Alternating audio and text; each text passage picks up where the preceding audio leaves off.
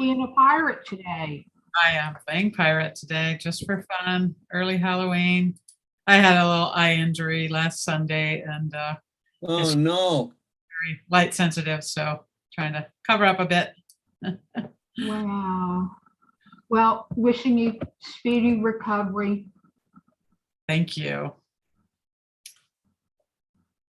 All right, who we got? And I need to pull up my little thing with notes here. So, Hey, Warren. Hi, Phyllis. How'd your appointment go? I don't have anything I can share Oh, okay. right now. All right. Yep, going to see a new type of physician is always challenging. Yeah, especially when they send you to the wrong department and the wrong room.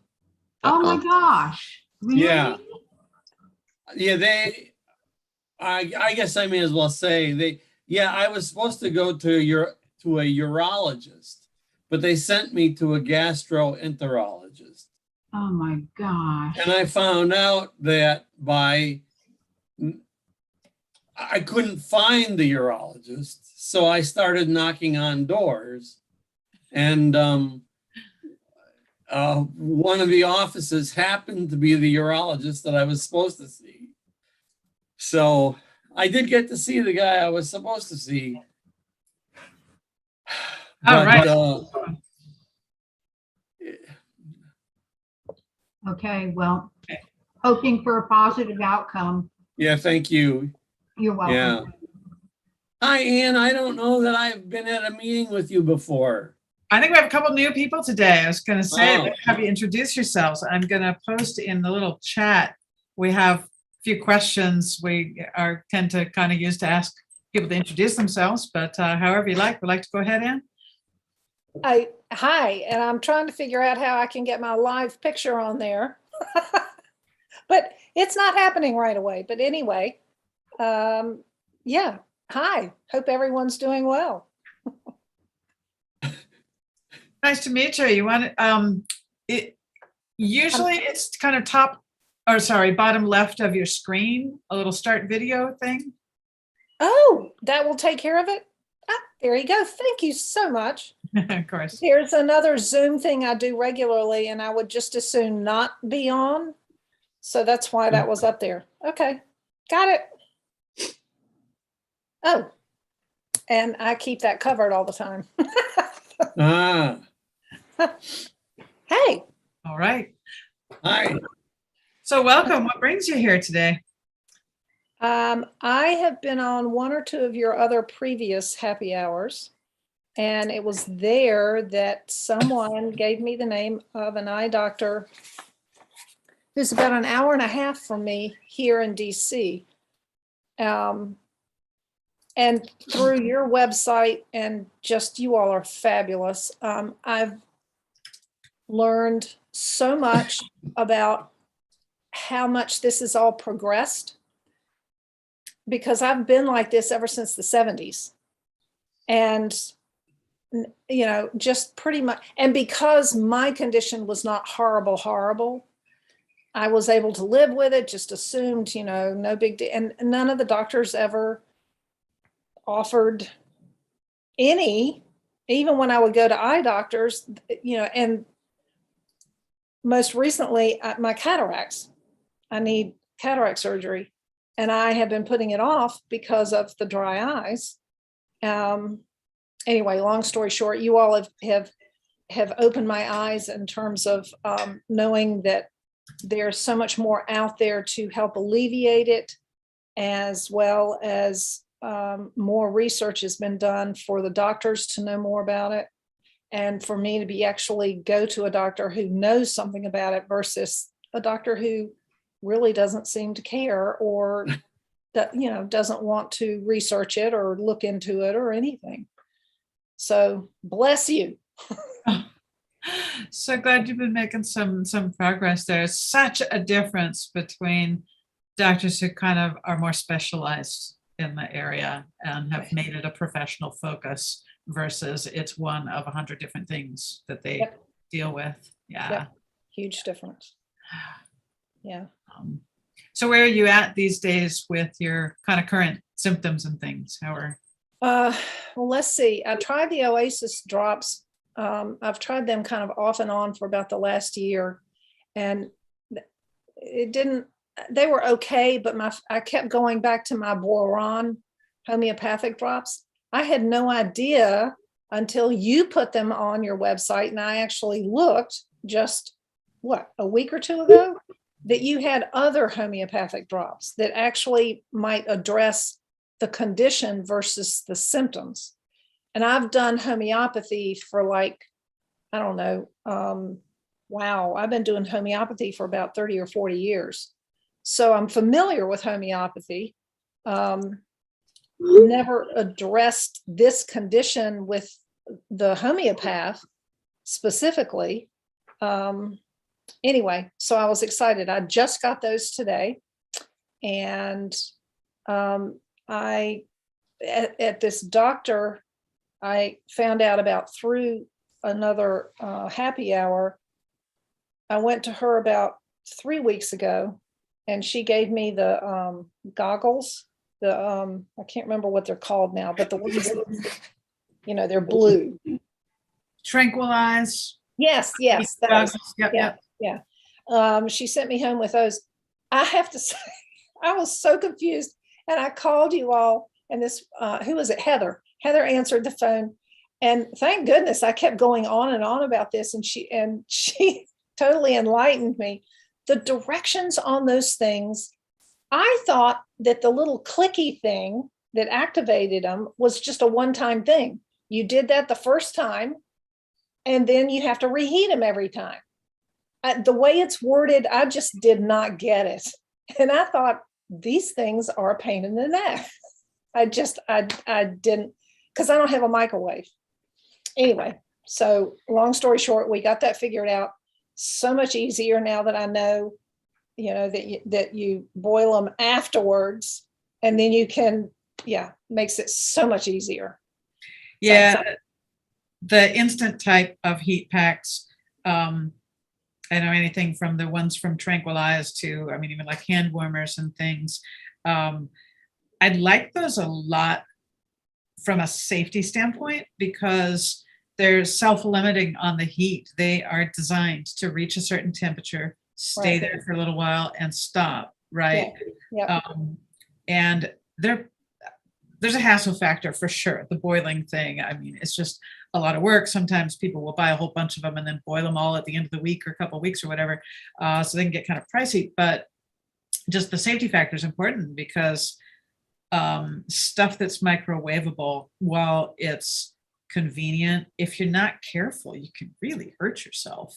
I think a lot of overheating goes on in general, but also just potential to burn the lids. You can get hot spots in those things. Just really have to be careful. So plus just unnecessary. You can cause a lot of irritation by putting things that are too hot on your eyes for too long, where somebody who's gone out there and kind of done the science and said, we know what temperatures this needs to go to. It's documented in the medical literature. So let's design something to get it to that temperature. Yeah. There's safety things to rely on. I still find those goggles not the easiest to use because they're so floppy.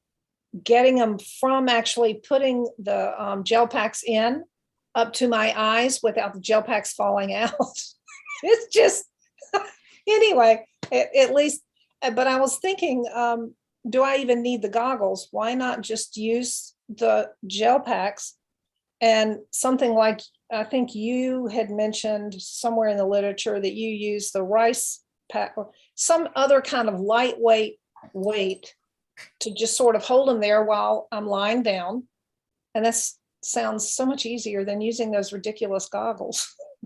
Part of the goggle concept, and I know they can be just kind of a little too bulky or too fussy for people, but part of the goggle concept is to have moist heat rather than dry heat. Right. And I get, you mean the actual goggle helps to hold the moisture in. Right. Right. Yeah. Yeah. I can see that because when we take them off, there's condensation, right? So I can see that. The moisture can help deliver the heat into the glands more Yeah. efficiently too, Yeah. besides just kind of the comfort. And I was definitely using the moist. So I don't know what I might, I don't know. I'm going to play with it some more, but thank you, Heather, for enlightening me. Although it took us a bit of a conversation for me to finally share with her what it was, for her to understand. Wow, you didn't get the directions. I think the company has a number of videos. Sometimes it just makes more sense to watch somebody do things than to read the instructions. I did, but have you looked at their video online? Not in a while. It's not a person. It's drawn, I think, if I remember correctly. It's not practical. It's not real life. It's not someone fumbling with these things falling out. It's not, it just, I don't know. It's just a little crazy.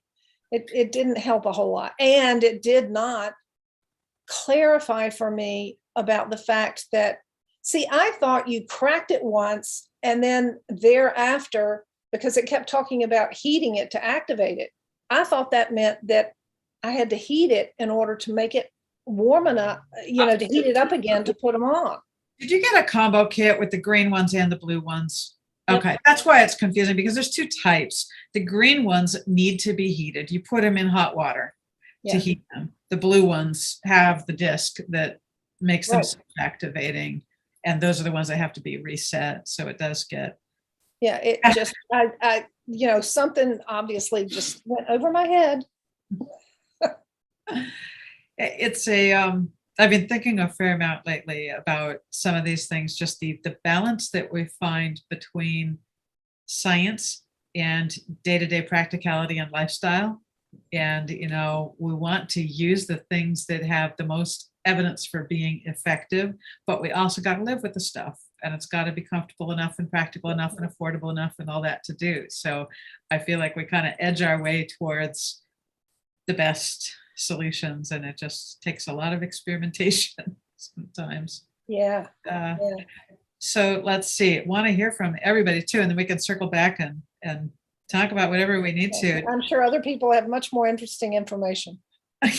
That has been really good.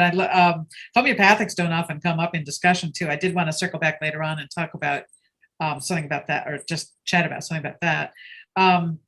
Jim, welcome. Nice to be here with you. How are you? Fine. As I think I've emailed a little bit. I'm here in Florida for a couple of weeks, and I thought I just would drop in on you and say hello.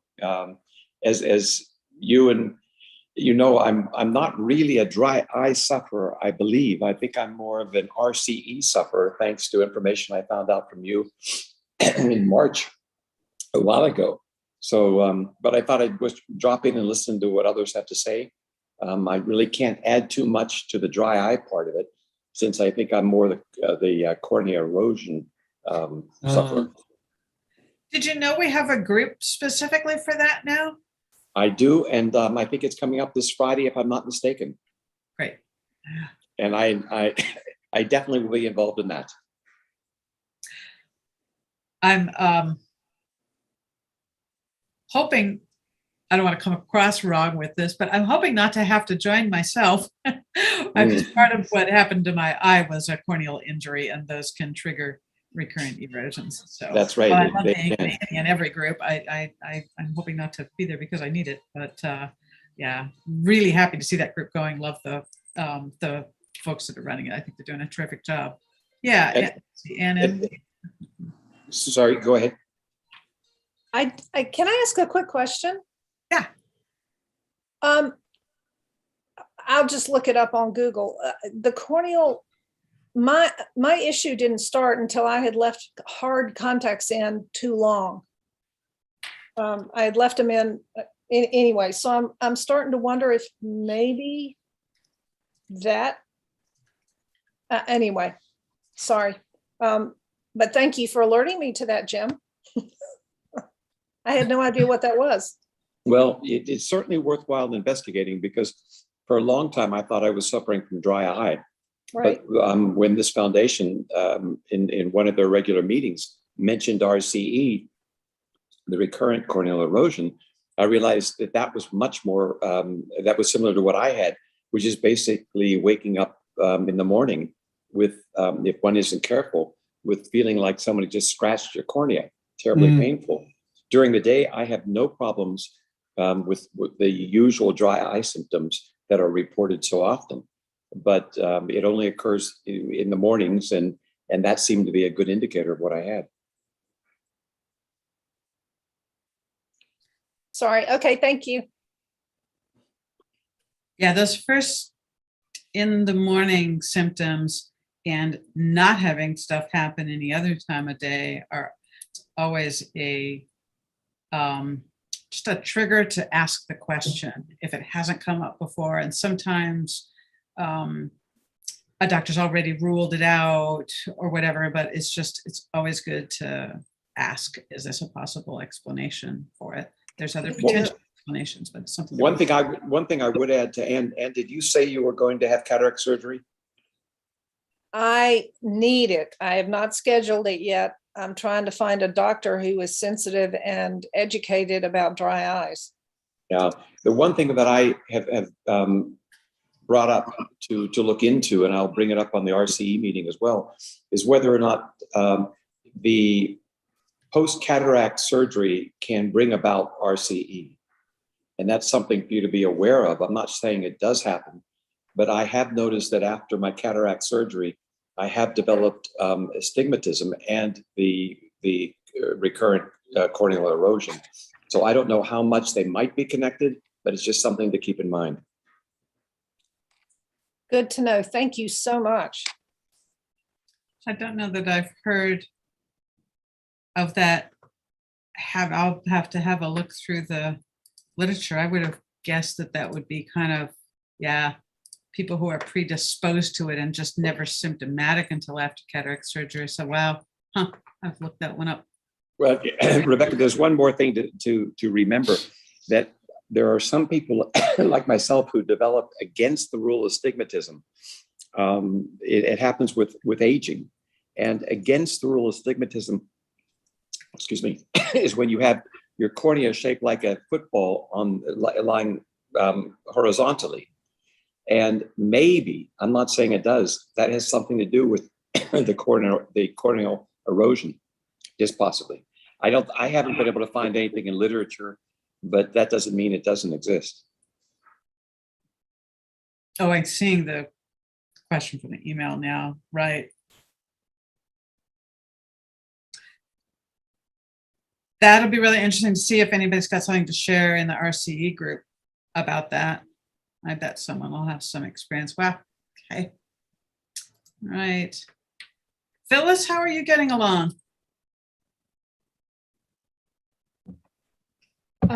I'm hanging in there, trying to deal with some of my other challenges, making a little forward progress on getting car repairs done.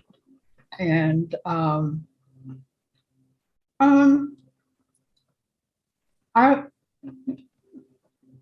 my dry eye journey, it just is so erratic lately, you know, and I'm always trying to figure out, okay, what did I either do or not do that might have triggered. So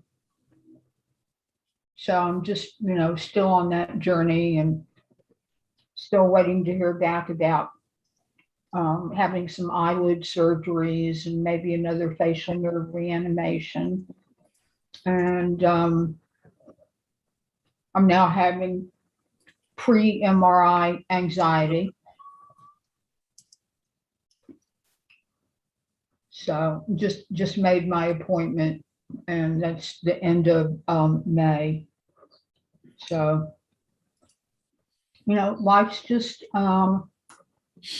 seemingly more challenging for me lately than it's been in a long time. So, you know, trying to deal with that. And I'm doing pretty well with the TheraTears liquid gel. That's my go-to artificial tear, and I'm doing well. I use the Soothe ointment at night. I am noticing that when my eye is extremely tired, I'm using the ointment earlier and earlier in the evening. And it seems to resolve some of the,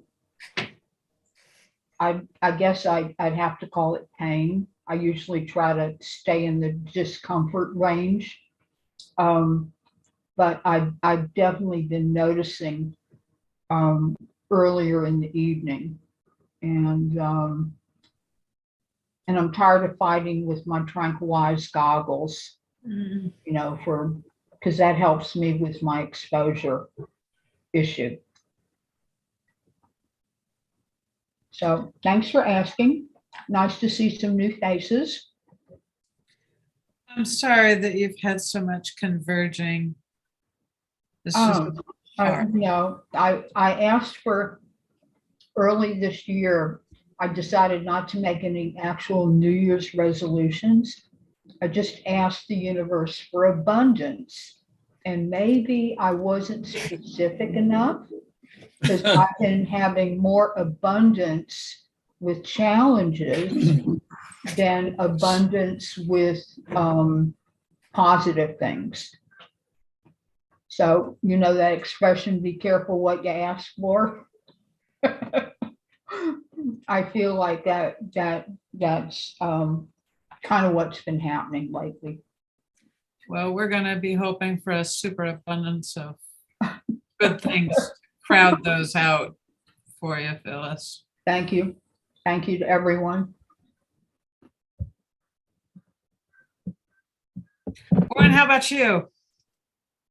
You shared about other things going on. How are your eyeballs doing lately? Me? Yeah.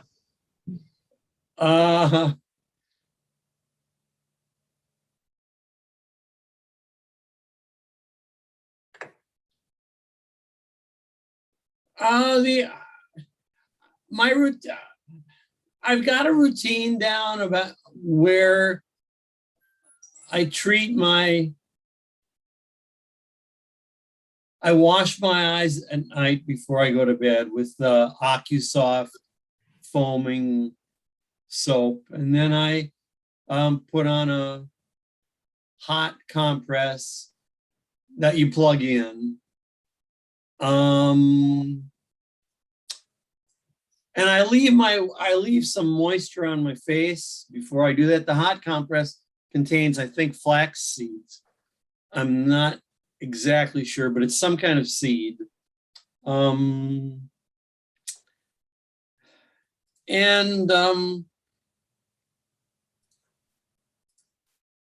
I can sometimes I'll read for a little bit after that, after I take off the hot compress, and then I go to sleep. And I'm working on my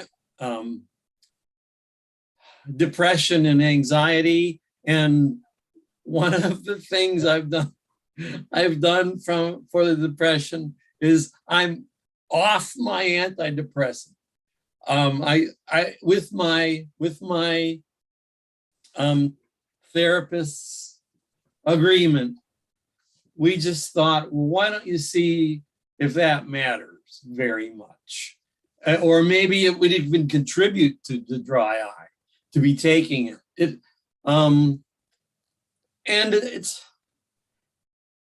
glad I'm not. It's been almost 2 weeks now, and I'm not taking any antidepressant. I'm on an anti-anxiety drug, and it seems to be okay without the antidepressant. So that's kind of interesting. When you Go ahead. When you say seems to be okay, do you mean depression-wise or dry eye-wise?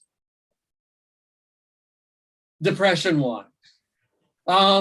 The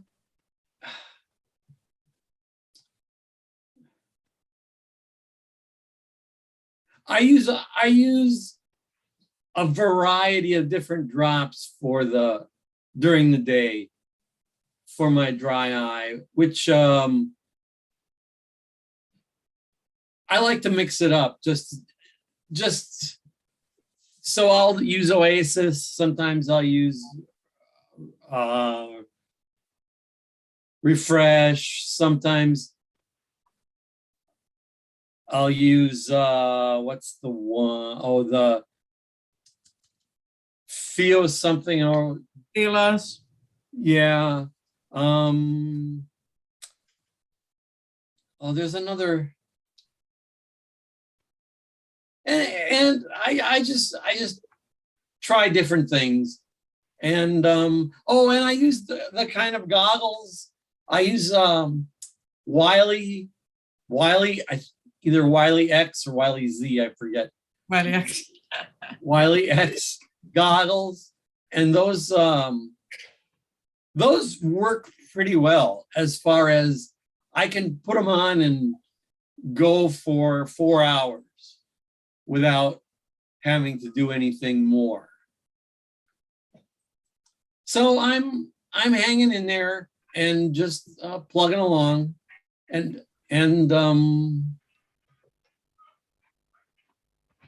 I'm part of the mental health dry eye group support group as well. So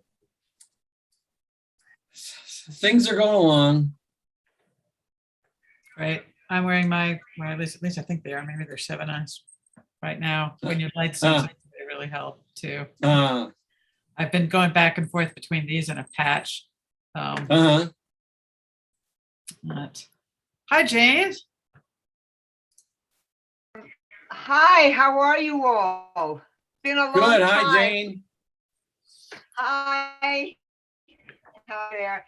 I was curious about this mental health group for dry eye sufferers, because it is an emotional and mental stress, to be sure.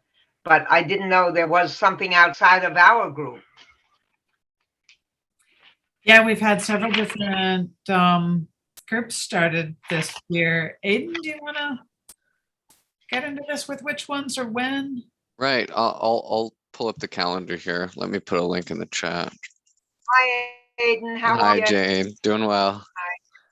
Good. Let's see. I think our next mental health group isn't until May, the first Monday. I'm still pulling it up.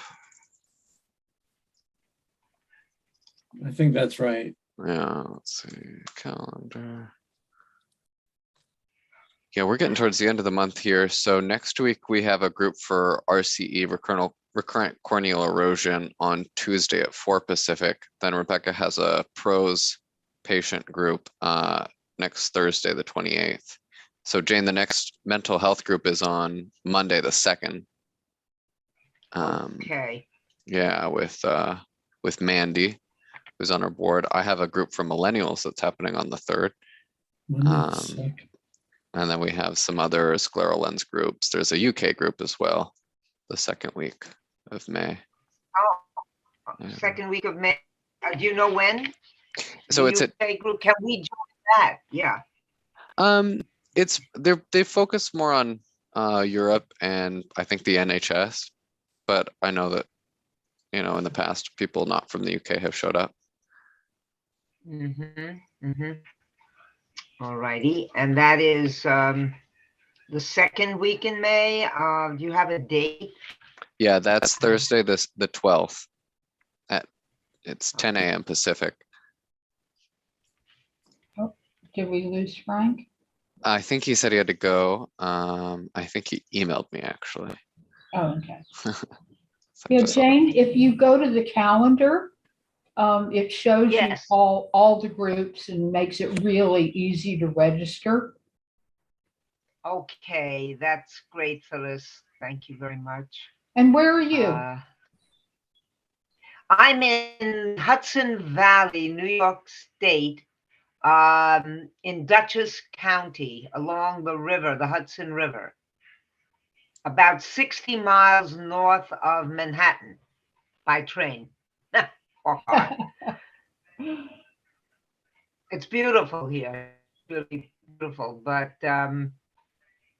I've been into Manhattan for eye issues as well as working with ophthalmologists in my own neighborhood.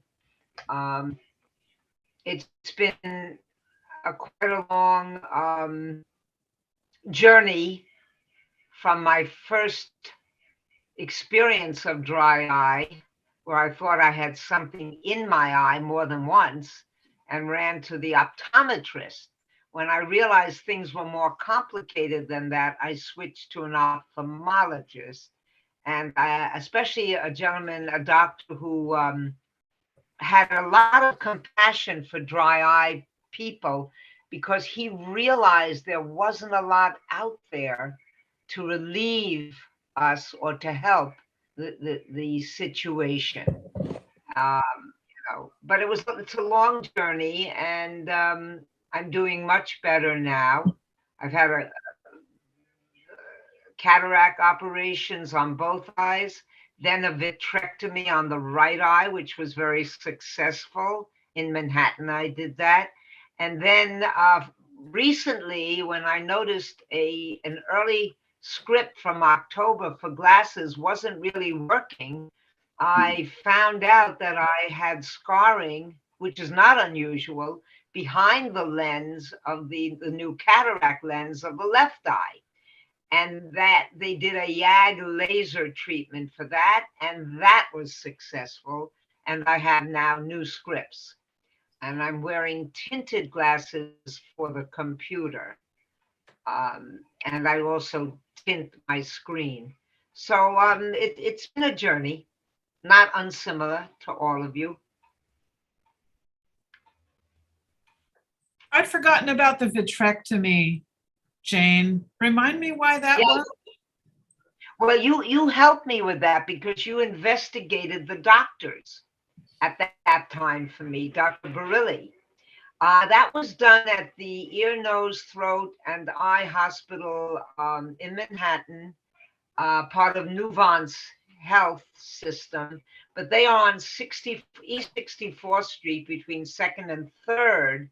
And in order to be there for the first exam the next morning, we stayed overnight, my husband and I, in a hotel where a lot of people having procedures, operations at the hospital, they just have to cross the street and they're there. Otherwise, we would have been on a train back and forth after an eye operation. So I was very fortunate. I had married the year before and my husband was wonderful, or I really don't know what I would have done to find a doctor and have to travel into the city.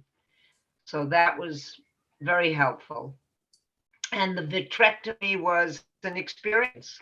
I had a lot to learn about what they do to accomplish removing the vitreous fluid, where all those gangly type web-like floaters, like a curtain of floaters, are hanging within the vitreous fluid. They have separated and now they're floating in there. So they remove the entire fluid and replace it with a saline type of fluid, as I understand it. And if you're lucky, you get away with no bubble in the eye. I had a small air bubble that they had to put in to keep, the retina in position. And then I had to wait for a while, but I did not have to sleep with my head facing down. I didn't have to walk around with my head down, which is what happens very often when they do a retinal procedure. Yeah. And that way, once they get the fluid out, they can check the retina for tears and any other problems. But mine, thank God, was intact with no issues. So I was very fortunate, really, Great. Yeah, but that was learning about that. I mean, I almost lost my state job because I was under so much stress with vision changes that I had not gone to the doctor about, and I was just trying to deal with it.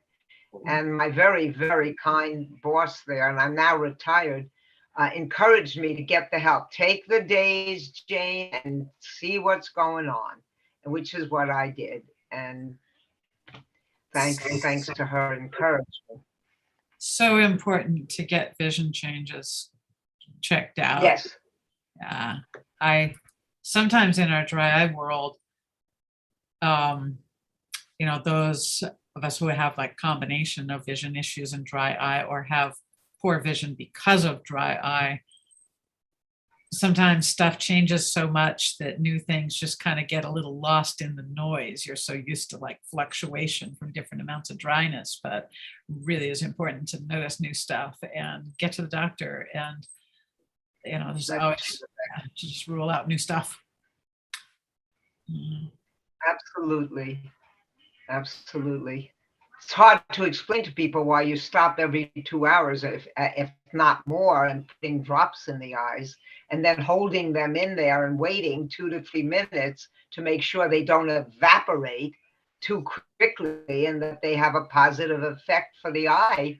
It's an ongoing struggle for all of us, and I do think that the goggles are a very good idea. I just wish they would make the silicone environment for the goggles. I wish they would make larger glasses, and they're very small, and that they're not a cheap plastic, but that you could put your own script in there, because that creates a humid environment for the dry eye problem. That is remarkable how it helps, save you from the constant drops that you have to use. But I haven't found a website. Which ones are you referring to? Which goggles or glasses are you talking about? I wish I had them in front of me now. They were black, or they could be tortoise, I think. And they are rather for small faces. They're a plastic lens. It's not a quality lens, and silicone soft-edged goggle-like effect that keeps the eye sealed off from wind, allergens, and other things that that make the tear evaporate so quickly. For some of us, I forget the name, but I got it from your. I don't think it was your store that sold them, but I know you do sell similar things, I think, because Aiden sent me some information on that. Were they? I just haven't. I'm just trying to silicone. I usually think of glasses, but what are they called? Bear with me a sec. I'm just getting a link to something. Yeah, let me get the glasses. I think I know where they are. I just put a link in the thing. I wonder, are these the ones?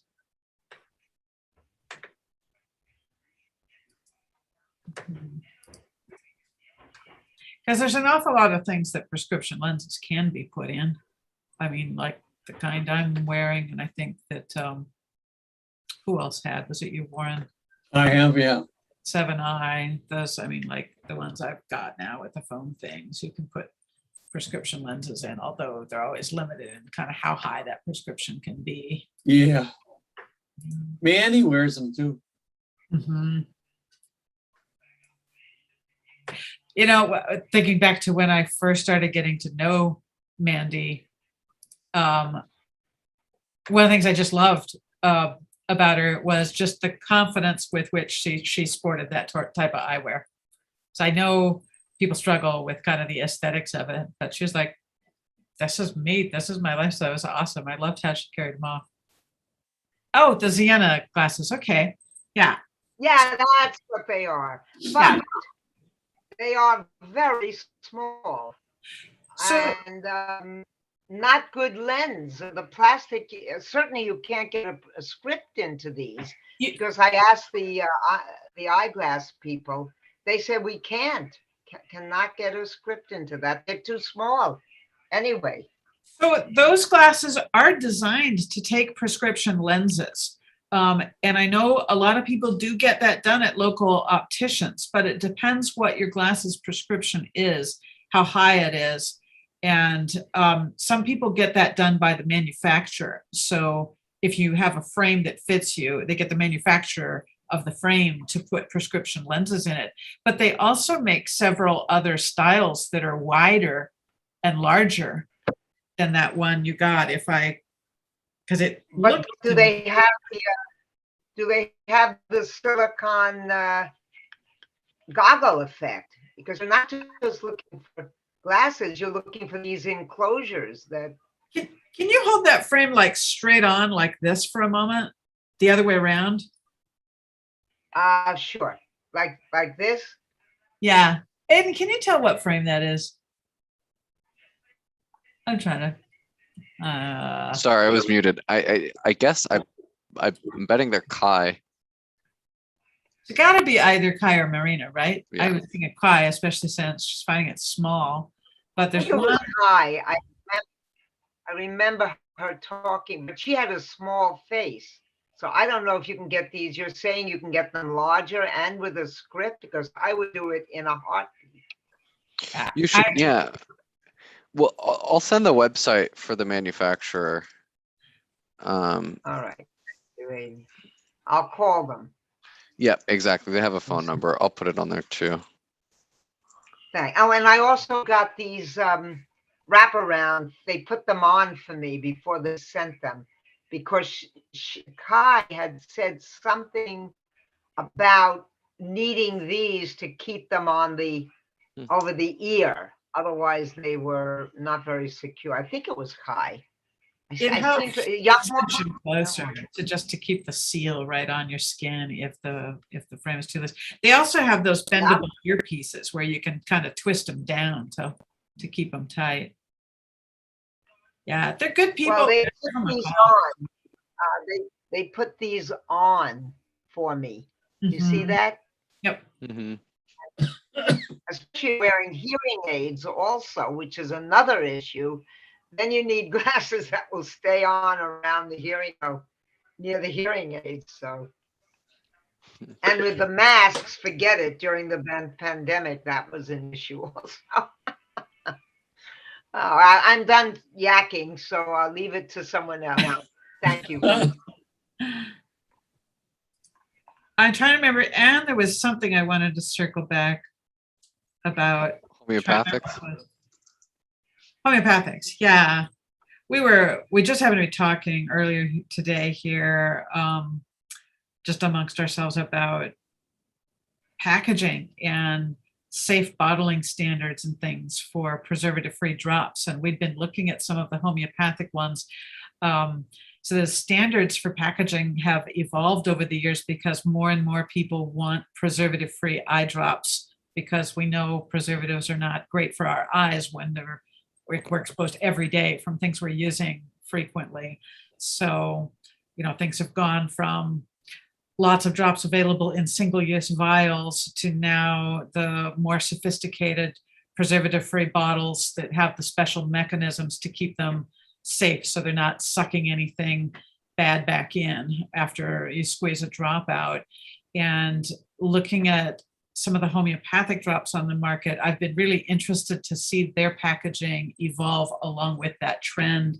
So like I got some Similicin recently. They had single-use vials, which maybe they've been a little while, but I wasn't familiar with that.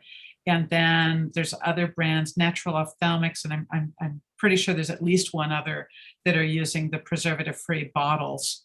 Boiron is using one. What's that? Boiron, which is a homeopathic company. Boiron. That's right. That's the one you. Yeah. Those are the drops. I used to use the Similicin because it was easier to find. But then I found that the Boiron, I don't know, it felt better on my eyes long term. And then at some point I wanted to ask you all about the Zydra drops, but let's stay on point. Oh, it was Those all really, yeah, I'm looking at the boron ones now. I see the vials. I don't see the Yes, bottles yet, but one of the issues with kind of packaging safety is things that are preservative free and aren't in single-use vials. If they're in bottles, anything that you're keeping around for a while, if they don't have that special mechanism to keep them safe, then it becomes really important to not keep that bottle around forever. I mean, usually they'll have a thing that'll say, throw this away within 30 days of opening, if it's the type of packaging where that's not safe. I think sometimes we become so used to these things that it's just, those things get overlooked. Not all bottles are equal for things that don't have preservatives in them. It's important to have safe packaging. and I didn't know that until you all. And as I remember, see, and I used to keep those Smile Sun bottles forever. And I don't remember there being anything, any literature on the box or the bottles saying use within a certain amount of time.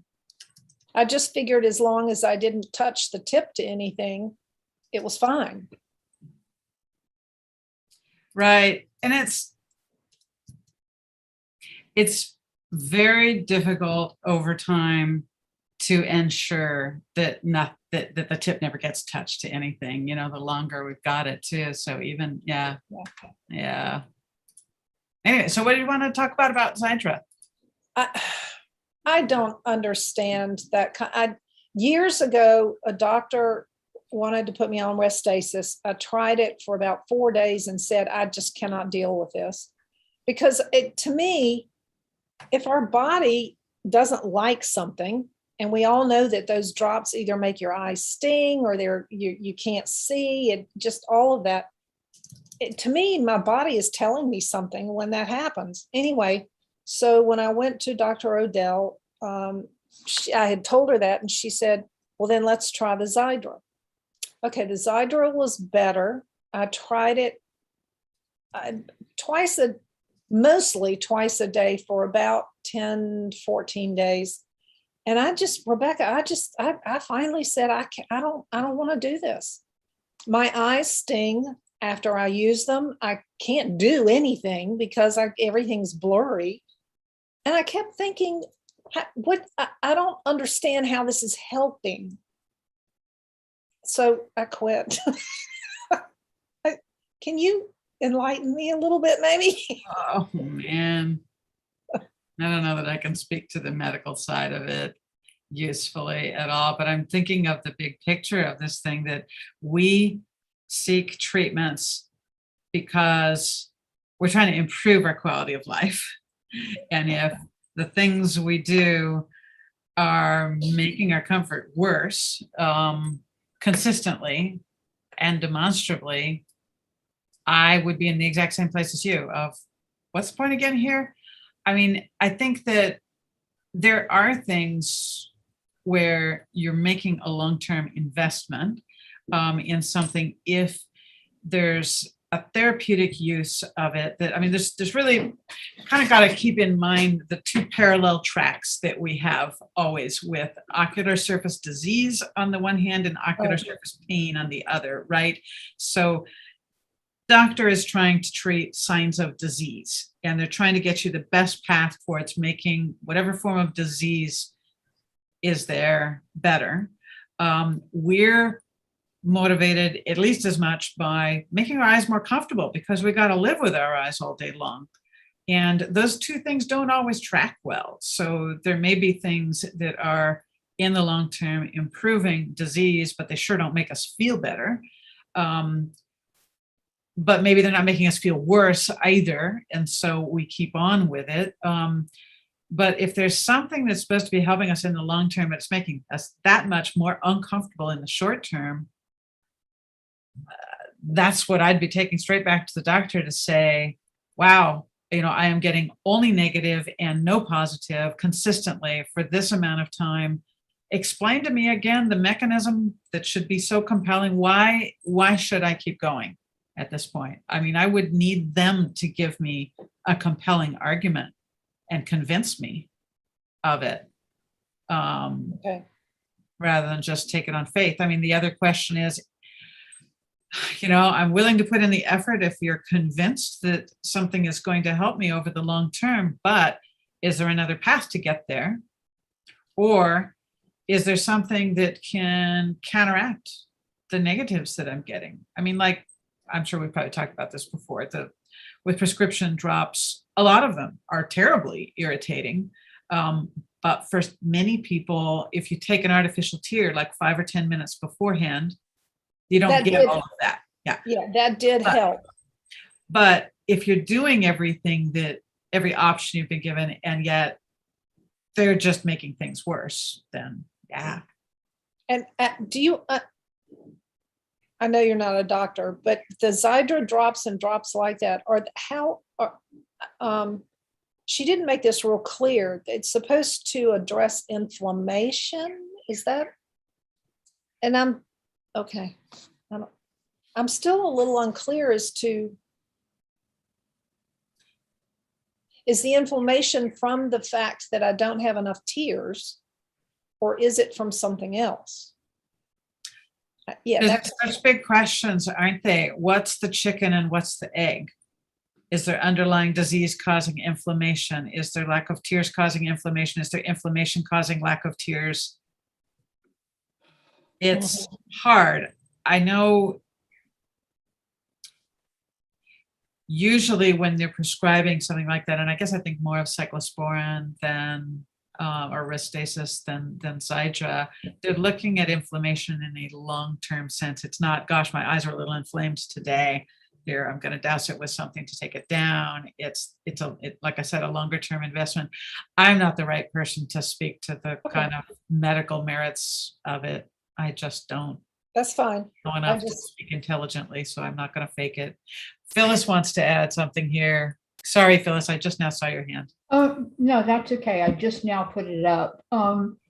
I also was recommended to try, first I tried Restasis, and that caused so much burning and pain that I just, I discontinued that within a couple of days. And then later on, when Zydra came out, my neuro-ophthalmologist said, oh, give this a try, and I had learned about putting my stuff in the fridge and using artificial tears, like Rebecca said, before using the Zydra. And that helped a little bit, but I still had so much burning and stinging. And I kind of felt like, a big part of the medical community, they're just throwing stuff at the wall to see what sticks. And we're all kind of guinea pigs in a lot of respects. And Big Pharma is out there just pushing new pharmaceutical stuff all the time. And, if it works for you, wonderful. And if it doesn't, and I've been much more of a holistic person for, oh gosh, I guess going on 50 years. And I've done a lot of homeopathics and just, acupuncture and all kinds of other things. And what I find sometimes with the AMA medical community is if I ask about a root cause, sometimes they look at me like I have two heads, because they're really wanting to just deal with whatever symptoms, and it's like Rebecca said, chicken and the egg. Is the inflammation causing the lack of tears? Is the inflammation causing the dry eye, or something else? And that's one of the biggest things that I struggle with when I ask any and all of my practitioners about, getting to a root cause. It's just sort of like, well, we're really just here to treat your symptoms. And I'm much more of a root cause person. This is such a big topic. I feel like, Aiden, when are we next doing this group? Is this in 2 weeks? Let me see. We do the second and I think Fourth it's the Thursday, second and yeah. fourth Fridays. yeah. I'd love to take this as a topic that we can dig into when we've got enough time to really get into it. Oh, yeah, because it's almost 4 o'clock now. Yeah, and I know Jane's got a question that I want to get to. Just there's causes and there's causes. It's not, treating stuff is not, it's not a binary. We treat the symptoms or the cause. I mean, I think there's an argument for and, because we do have to deal with the daily symptoms, but also there's causes and then there's causes behind causes, right? Finding causes is not just about the equivalent of what's the meaning of life at some philosophical level. It's also, have I got a thorough and accurate diagnosis in the first place? There's just so many possibilities in there. And one of the things with the medications is they are maybe prescribed for everyone who's kind of labeled with this dry eye disease thing. But at the end of the day, who they're effective for is so much more nuanced. Which people does this thing work for and under what circumstances? And the work we have to go through to figure out whether we're one of those, it's a lot. Okay, Jane, you had a question? Yeah, I was wondering how many of us know about and are on Serum Eye Drops, sometimes referred to as autolonus or autolomous eye drops, where your blood is drawn and the lab, you have to go to a specialty pharmacy that has its own lab. They draw the blood, maybe 4 vials, and they make 12 to 14 3-milliliter vials of the antibody plasma in your blood, and they mix it with serum. And you put these drops, you have to keep it refrigerated or in the freezer till you're ready to use, and then refrigerate. And you put these in to each eye 4 times a day, supposedly, to help heal the cornea and keep the dry eye from damaging the rest of the surface of the eye, because it's your own blood, your own antibodies. I don't know if anyone has heard of this, but I've been on it for about 3 years. Jane, I think the doctor I'm going to see later in May may do that. I have not seen her before, and I don't remember now if that was on her website, but it may have been. And I will certainly share any information I know or hear from her if she offers that or says anything about it. But that won't be until I think the 24th of May is when I have my appointment. Okay, good for you. I hope it brings some relief. That brings up another issue for everyone here, because when I first joined the foundation, I was looking to advocate for the enormous out-of-pocket cost to all of us of drops, treatment, the Blefex treatment that I mentioned. Yeah, that's exactly. I have insurance, but there's so much out-of-pocket cost that I feel the need to advocate to the insurance companies to recognize the multiple conditions under the title dry eye. Jane, Jane, I'm going to reach out to you. We're kind of running out of time here, but I'm going to reach out to you offline, and we can get back into this online in the next session too. We are working on putting together a small working group about looking at what the first steps would be to getting involved in that kind of advocacy or supporting that kind of advocacy about the cost, because we know this is a huge issue in our community. Why I was talking with someone that we've been going back and forth quite a bit recently. We had another talk on it today, and just concerned about the number of new drugs that are coming out where there's just no insurance coverage, potentially even just by design, because once they're on the formulary, the reimbursement, the cost, go down, they make less money off it, et cetera. So there's a lot to talk about and deal with there, both on the prescription and the non-prescription, the consumer product side. So cool. How will you let us know? How will you reach out to us? So I that have we your can- email, right? Do we have your email? Yes. Yeah. Yeah. Oh, absolutely. We do. Yeah. Okay, All right. I'm making a note to follow up with you. And all right, so we And need to wrap up, but Make thank sure- you. Yep. Sorry, go ahead, Jane. Okay. No, I just want, Anne, I just wish you a lot of luck with that. Make sure you understand whether you can have the blood drawn there and how the 3 milliliter package that is kept cold gets to you. Well, I she's have to good. make trips to get them. Yeah. Okay. This is my first visit, so I don't know how much in detail she will go into, how much, yeah.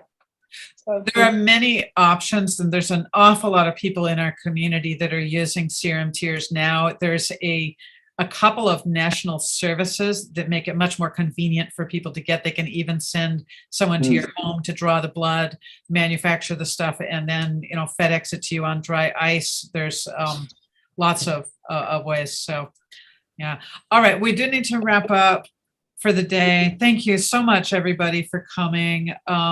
We'll be back in 2 weeks. And Phyllis, yeah, I'm really looking forward to just chewing on that topic. Thank you for bringing it up.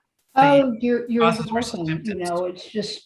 It's just ongoing, like we've talked before, the doctor will look at your eye and say, oh, your cornea looks not pretty good, and then in my brain, I'm thinking, and why does it hurt so much? Yeah.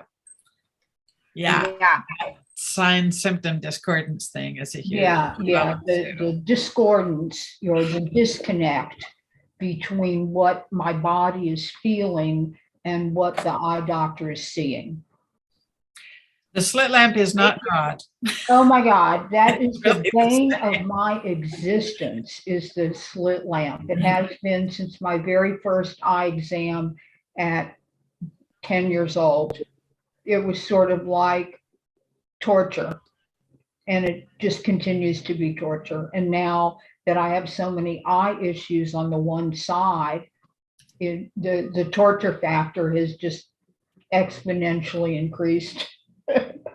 I'm so sorry. That's so. Thank you. And sad. Rebecca, I hope you feel better really soon. I hope your eye issue resolves. And boy, that light sensitivity is just, it's like stabbing you in the eye. What do you have, Rebecca? I missed that. I had You'll tell me. I had an eye injury last Sunday. A rock hit my eye and shattered my scleral lens into the eye. So just some complications. Oh my God, how awful. Are you all right? Yeah, I had a corneal abrasion. I had a PVD, just kind of waiting for some things to resolve. But it should all settle out just fine.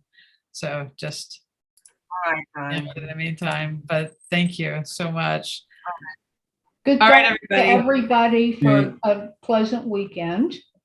And see you guys at the next, Warren, I'll see you on Monday or whenever our next, no, Right. it's early May.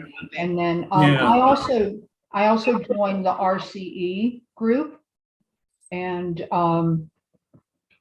that looks like it's going to be a good one, very well attended. So there's apparently a lot of people in the community who are dealing with the RCE. What is RCE?